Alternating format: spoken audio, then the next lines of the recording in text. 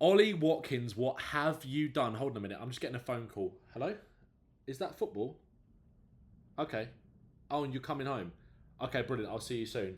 Football is coming home, ladies and gentlemen. Welcome back to the Ben Bowman YouTube channel. England are in the final of Euro 2024. Let's just say that again.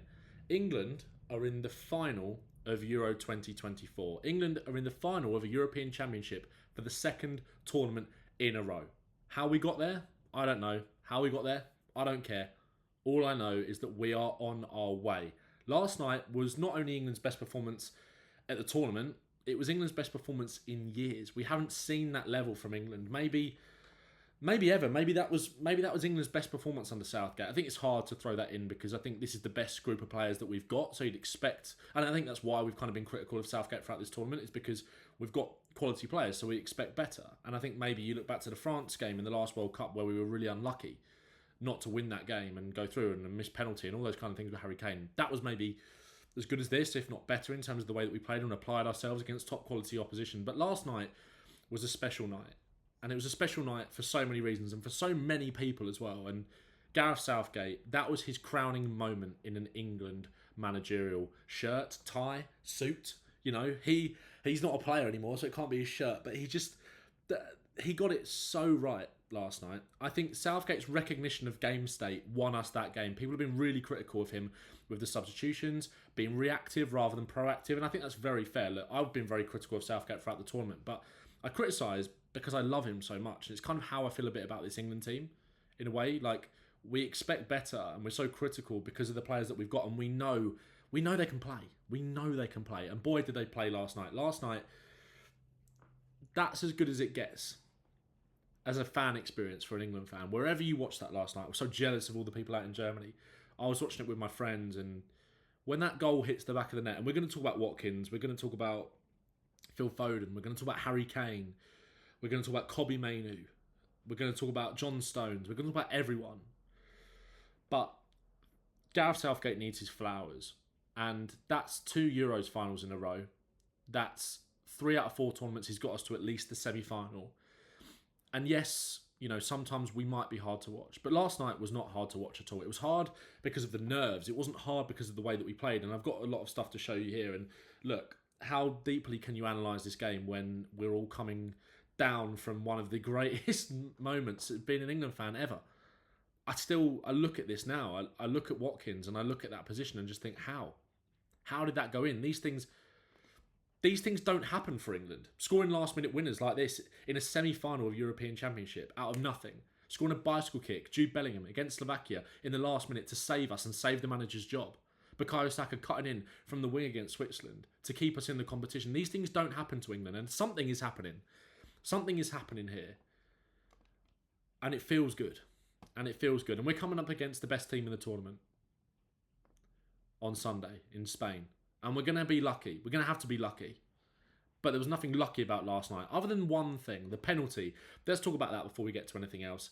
It wasn't a penalty for me. Let me know in the comments what you think. Make sure to subscribe as well. We got fortunate with that, but I think with the pressure that we were putting on regardless of that, I think we would have gone on to score anyway. For me, it's one of those ones where you see it in the Premier League and probably think that that does get given, even though it shouldn't be. And I think it's a poor reflection, or a sad reflection in a way of where VAR is going. I think Gary Neville talked about it last night. As a defender, that should just not be given. And I think Denzel Dumfries is really unlucky in that instinct. But hey, England have had a lot go against them in terms of refereeing decisions in the tournaments in the past. I mean, they were reflecting back on Ronald Koeman. I know that wasn't in a tournament, it was in a qualifying game, all before the game last night. You know, that decision, the one that wasn't over the line against Germany and all those kind of things, or wasn't over the line, the ghost goal. I've hit my microphone. It was just, yeah, unbelievable. I could stare at this image for days, but we've got to crack on with the analysis of last night. I want to talk about Watkins. I want to talk about England as a whole first. Let's go through some of this then. Let's pick the bones out of some of these stats. So that was the momentum bar for last night. Obviously, the Dutch scoring pretty early on. Xavi Simons, a wonder strike. Obviously, Declan Rice concedes possession. I didn't think Declan Rice had his best game for England last night, but he's definitely got better throughout the tournament, and he's so important to this team. I think maybe for Rice, it's just... I think for a few of these players in the tournament, it's almost becoming like one game too many a little bit now with the long season, etc., that they've had, and especially someone like Declan Rice has had. And it was a shame in that moment, but Xavi Simons has still got so much to do from there. So it's hard to pin that one solely on Rice. But obviously England wrestled back control, and look at that control that we had in the first half. Obviously, this is where Netherlands, I think, have that chance maybe from the set piece, and that was Netherlands' biggest threat really last night, was set piece. If we're being honest, I think we did really well to contain them. I think there was the kind of this sort of lull during the middle part of the second half, maybe, where the Netherlands definitely gained control back and England dropped off a little bit. But people talk about England dropping off, right, and see that we're being negative, but that's the ebb and flow of football. I think we saw it very similarly against Switzerland. If I can bring that up here as well, I've got the average positions there, which I want to come to in a sec, but sort of, that was a little bit more stop-starting to in terms of who had control, and it flowed a little bit more. Neither team kind of had a really long period of control, whereas I think the Dutch had that a little bit in the second half, but they weren't really being penetrative. I think most of their chances came from set pieces. I think we did well to contain them. I think both teams were being cautious in that second half. But England in that first half were magnificent. Absolutely magnificent. The best we've played in years. Maybe the best we've ever played under Southgate, like I said before. Let me know if you think that's true in the comments. Let's look at possession. England had 60% possession, basically. 1.25 XG, 2 big chances, 9 shots, forced 2 saves from the goalkeeper. We didn't have a single corner in the game. Made more passes. And I think England largely had the control of it. And let's go to the average positions as well. This is so much better for England. I mean, look at Harry Kane there, so much higher up. And I want to talk about Harry Kane in a little bit.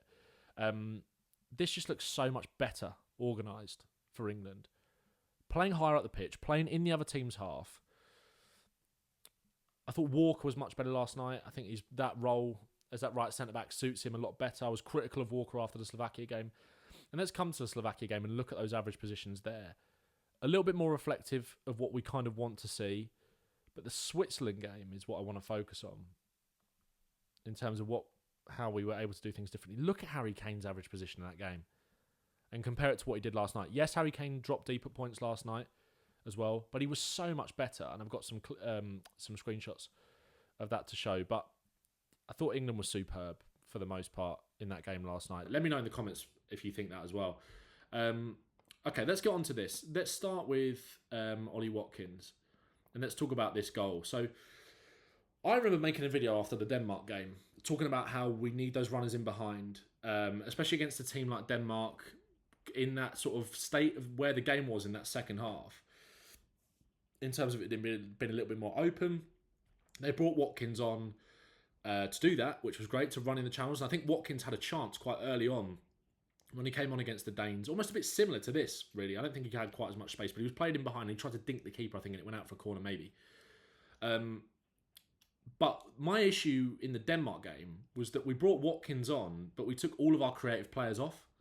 And I think what Southgate did so well yesterday with the substitutions was, and you heard Ollie Watkins talking about it after the game. Ollie Watkins came out and said after the game that me and Cole Palmer had a discussion earlier on that day saying that you were going to set me up and I'm going to score.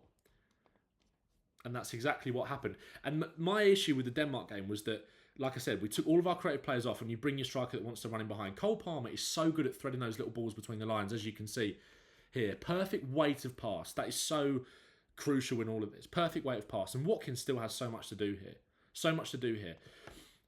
I think Southgate's substitutions showed that this was the best recognition of game state that he has had in this entire tournament. The game ebbed and flowed a little bit in the second half. The Netherlands sort of wrestled control. It all felt a little bit flat in a way. And this was the spark that England needed. And it was almost like, we're not going to extra time. We're not going to extra time. We need to get on and we need to stretch the defence. And there will be one more chance. Obviously, we had the disallowed goal before this, and I'm going to bring up something from the disallowed goal in a little bit. And it just felt that there was going to be a moment for England. It did. And Watkins, who's played what? How many minutes has Watkins played in this tournament for England? I don't know if I can find it. But not a lot, right? He came on for 20, 30 minutes maybe against Denmark and 10 minutes last night.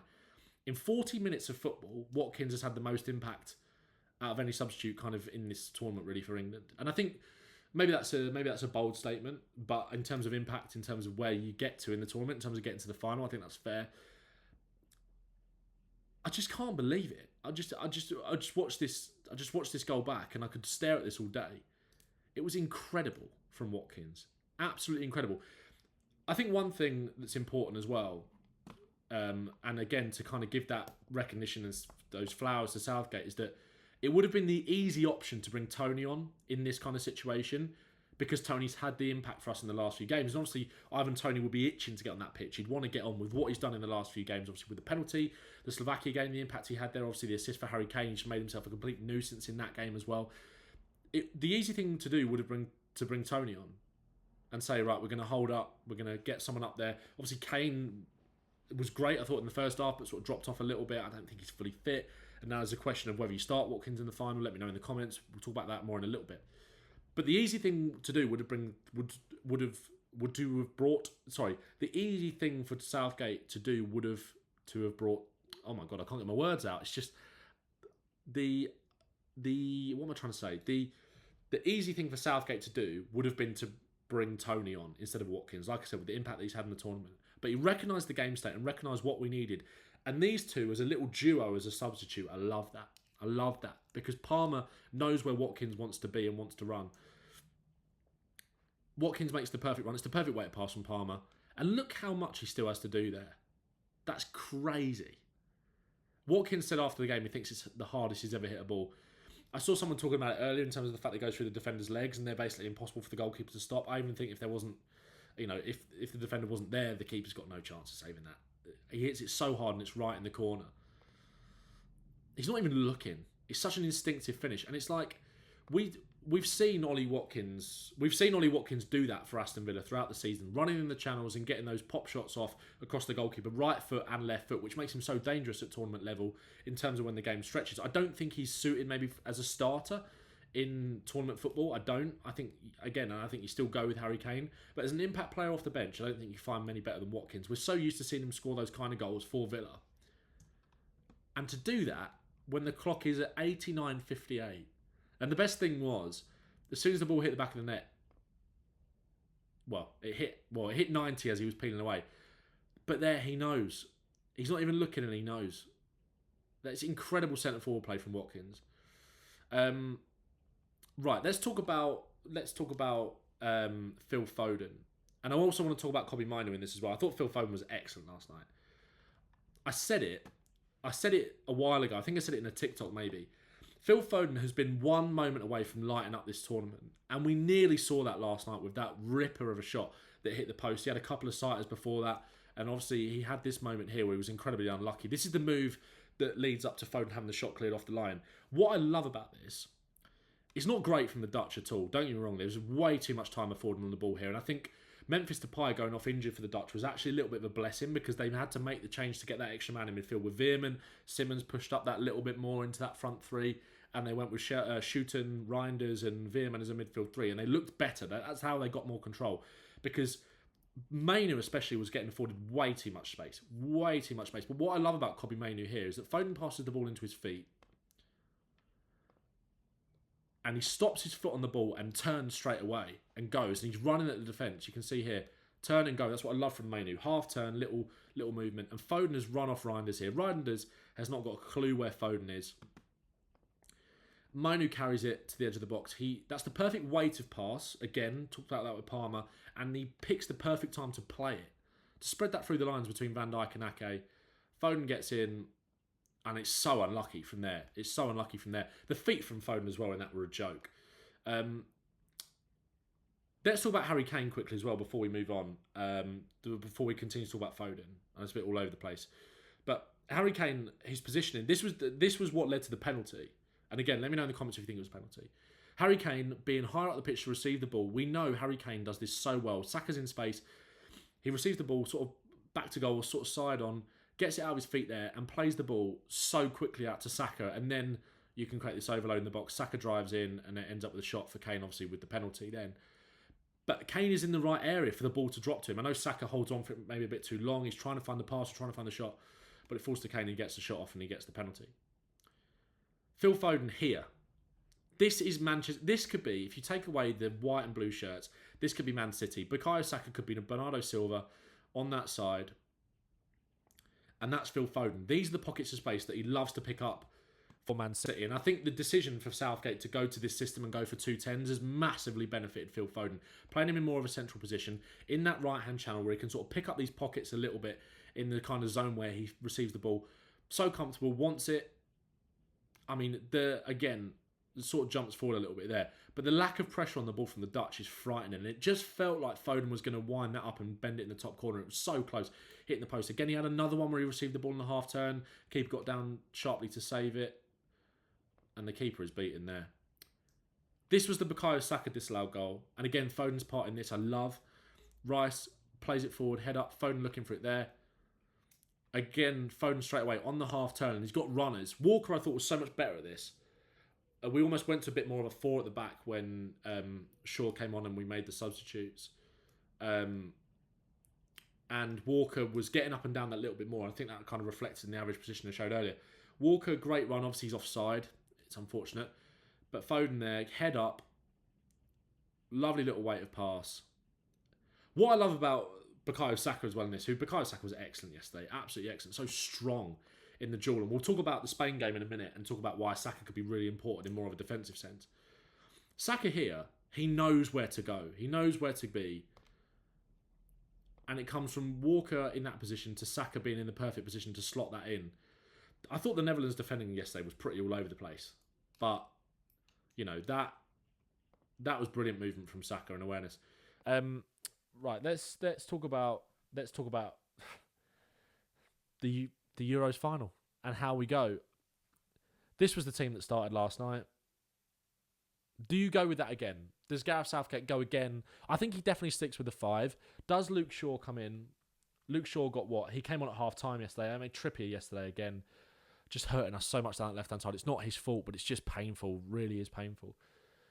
Shaw comes in. I didn't think Shaw had quite the impact, but I think that's more down to the fact that the Dutch pushed us back quite a lot and didn't really allow him the space to play in. Part of me has got a feeling that he might still go with Trippier just because obviously Yamal is going to want to cut in from on that left-hand side onto his left foot.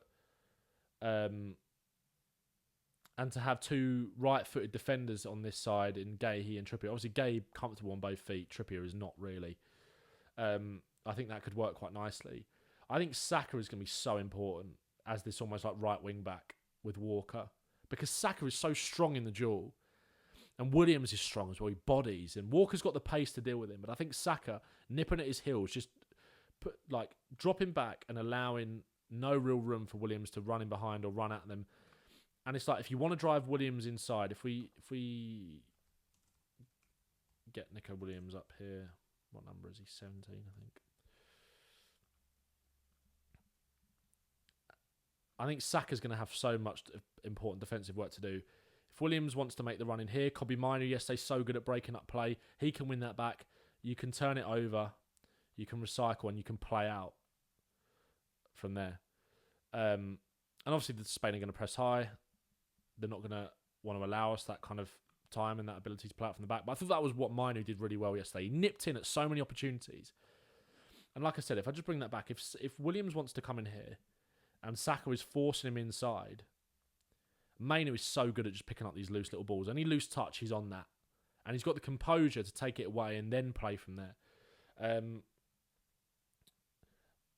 Part of me thought, what's more important, stopping the wingers or stopping that midfield battle? I thought Bellingham did so much hard work yesterday. He can almost tuck in here a little bit as well because you've got a brilliant midfield of Rodri, Fabian Ruiz and Dani Olmo, who's going to be a massive concern. But like I said, I thought Bellingham's work rate yesterday was superb and we're going to need more of that to be compact like this. Be compact and drop off. And I think it's where Shaw, in terms of on the break, kind of when we are able to turn over, Harry Kane is going to need to drop in. This is one of the games where we need Kane to drop in and help because if you're able to turn the ball over here, Kane almost has that springboard with his back to goal. And then you've got Saka and Shaw who can get up there and go. And Kane can find these balls. They can find these passes and spray like he does so well. But this whole midfield and Kane is going to have to work so hard to stop it. Part of me thought is there any way that you do this and maybe take out a midfielder in Mainu, who would be so harsh, and I don't think it happens, and I don't really know if I want it to happen, to be honest, and go with Konza and Walker there and really double up on the wingers and drop Bellingham in to this role and play Foden just off Kane and have a little bit more of an elbow in terms of your back five and allow Shaw to push up that little bit more. Walker drops deeper and Saka plays as that out-and-out winger because it's kind of that outlet. Konza's channel defending is superb. We've seen that for Villa. He plays at right back. He plays at centre-back. Walker's pace is going to be really useful against Williams, but I still worry about him defensively. But I just think in terms of the midfield battle and that composure on the ball that's needed, I just don't think you can drop Kobbie Mainoo. Someone who just, much like a lot of this England side, the occasion doesn't really fluster them. It really doesn't. And I think we saw that last night with someone like Ollie Watkins. I think, is there a conversation for Watkins to start? Yes, but I just don't think it happens. I don't think Watkins comes in from the start. I think we've learned the power of these substitutions now. We've kind of tried and tested a lot of stuff, which means we've got so many options off the bench that could come on. Look at these players. If you go through these players here I've got on the bench, I might have missed some people. Obviously, we haven't got the whole squad there, but players that have come off the bench and made an impact. Palmer and Watkins in the last game. I haven't got Tony on here, but Tony another one. We've got options now. We've got options. And again, Spain showed a little bit of vulnerability against France on the break, in transition. And we haven't got an Mbappe. But again, is that somewhere where Anthony Gordon can come in and when the game goes on a little bit? And I think Gareth Southgate has shown that, one, he's brave enough to take Kane off and go for Watkins and take Foden off and go for Palmer. And again, I think Palmer's ability to sort of...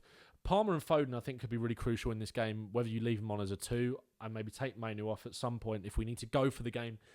Because although Rodri is incredible, just having little players that can float between the pockets and almost just look after the ball so well,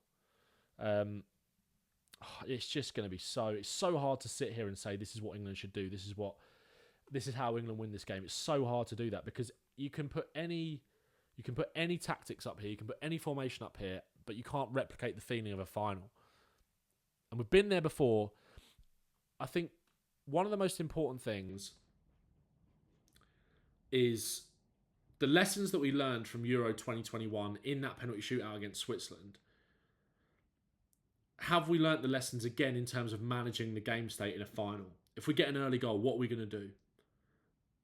I don't think sitting back against this Spain team is the worst option. They'll pass you to death. They'll try and pass you and pass you and pass you to death. We saw that a little bit against France, and it worked for them. You don't want to sit off them too much because you've got Yamal who can produce a moment of brilliance, like he did against France when they were sort of trying to protect their lead a little bit and play on the counter-attack.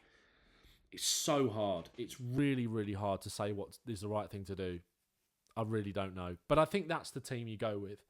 I do think that is the team you go with. I think the one change just has to be Shaw for Trippier. He's played a decent enough amount of football now, Shaw, to have those minutes in the legs and have that sharpness and go and play in the final. This is the guy that scored in the first minute of the last Euros final. Can we expect something big from Luke Shaw on Sunday? I'm still coming down from last night. It was just an incredible experience. And before we go, look, this is what Southgate has given us. This is Southgate's England. This is Southgate's legacy, which was on the line really a little bit in this tournament. He was kind of at risk of undoing a lot of the good work that he's done. But you got to back him and you got to back the boys because the moments that we've had in this tournament from a fan's perspective have been absolutely unbelievable. And last night, let's look at it one more time, eh? Palmer to Watkins, away from De Vrij, back of the net. Make sure to like the video.